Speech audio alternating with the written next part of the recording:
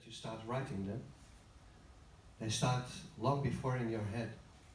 I can have themes and ideas in my head or even a detail, for 20 years in my head before I know I can use it somewhere.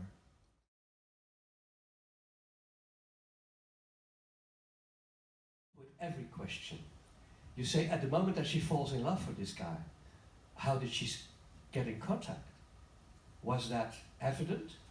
That a girl from high breed that was taken care of, the great woods that are now in the midst of France were not there.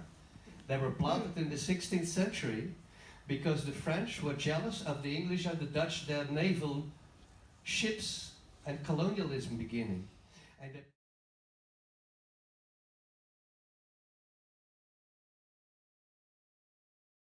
you were something, and you didn't change that. But they didn't need an idea of identity. So gradually too, when I asked myself what was the language of this moment, that I was almost seduced to type a sentence as it is now. Mm-hmm. But I thought, no, that's up to you as a reader. You will be amazed to see how alike it is, how terribly similar the 11th century was with the 21st.